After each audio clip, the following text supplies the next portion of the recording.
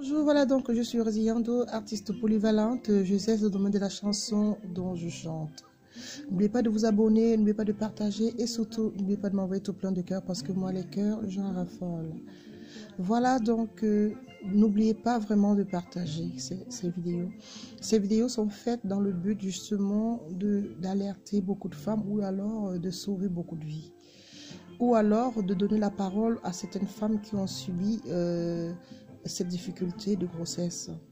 C'est vrai qu'on n'en parle pas beaucoup. Dans beaucoup de pays, les grossesses parfois sont très mal prises en charge et les conséquences justement suite à la préclampsie sont tellement graves.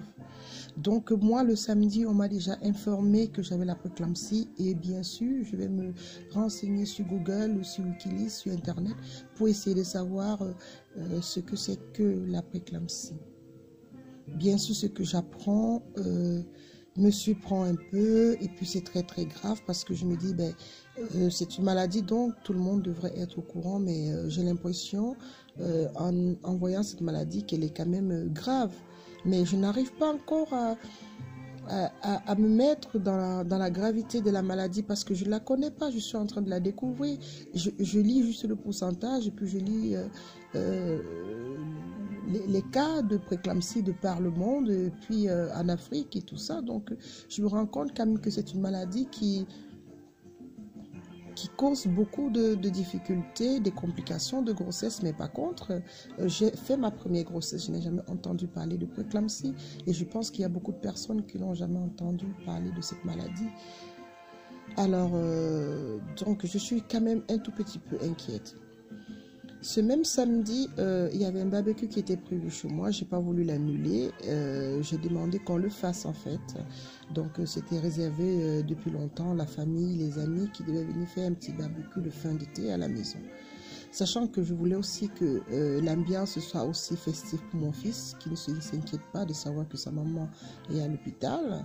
J'ai demandé à mon conjoint justement de bien gérer ce barbecue, qu'il puisse avoir un moment de joie où il ne pensera pas tout simplement à l'absence de sa maman. Bien entendu, après ce barbecue, j'ai eu la visite des membres de la famille, des amis qui étaient à la maison, à l'hôpital. Ça m'a changé les idées, ça m'a fait du bien de rencontrer du monde.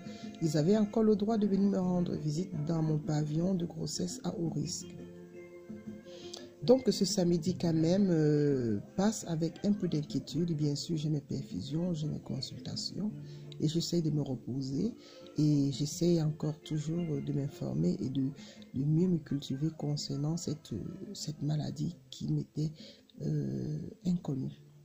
Mais pourtant, j'étais en train de la faire en fait. Alors, vous verrez bien que toutes les précautions qui ont été prises par rapport à la maladie, ce sont des précautions qui avaient lieu d'être. Mais moi, puisque je ne connaissais pas la maladie, je ne comprenais pas le pourquoi du comment. Tout simplement pourquoi, parce que c'était pour éviter justement que je puisse tomber, m'évanouir, ou alors tomber dans les vapes, ou alors tout de suite avoir un arrêt cardiaque, puisque vraiment c'est une maladie, quand on la ressent, tout votre corps est en activité. Et tellement en activité, tellement très très fort, vous ne ressentez pas. Elle est tellement maligne cette maladie parce que chaque fois que vous êtes en train de faire un effort, vous êtes en train de déclencher tellement, de pousser des tensions que vous ne savez pas. Et que en même temps, il y a le bébé qui peut être en souffrance, il y a vous qui avez une facilité d'avoir un arrêt cardiaque ou alors d'avoir un AVC. Tout y va, mais vous ne savez pas. Vous êtes bien portant, vous êtes au milieu des gens, mais vous ne savez pas. Donc moi, je ne la ressentais pas dans une douleur, mais sauf que ce sont des analyses qui montraient que mon corps, à l'intérieur de moi, souffrait, était tellement en action et que j'avais beaucoup de dysfonctionnements qui étaient déjà mis en place, où je faisais de la rétention d'eau tout simplement parce que même mes reins ne fonctionnaient plus comme il fallait parce que tout était bouleversé.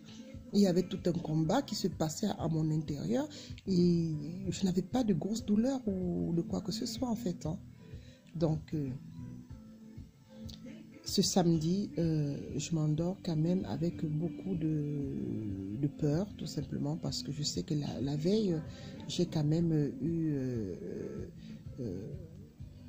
la respiration coupée, je me suis réveillée en apnée, je me suis dit, ben tiens, qu'est-ce qui se passe? Mais vu que je suis déjà un peu au courant de ce que c'est comme maladie, je dors avec une certaine inquiétude, j'essaie de dormir avec une certaine inquiétude ce samedi soir. Mon conjoint étant revenu me rejoindre parce qu'il refusait de dormir à la maison et me laisser dormir tout seul, donc il voulait vraiment être là et présent pour moi. Sans pourtant savoir même que j'étais vraiment dans une situation très très grave où je pouvais passer tout de suite de vie à trépas. Mais sachant qu'il voulait être là dès la naissance de son fils, je pense que c'était pour lui très important d'être aussi à mes côtés. Voilà. Donc cette nuit, j'essaye de m'endormir.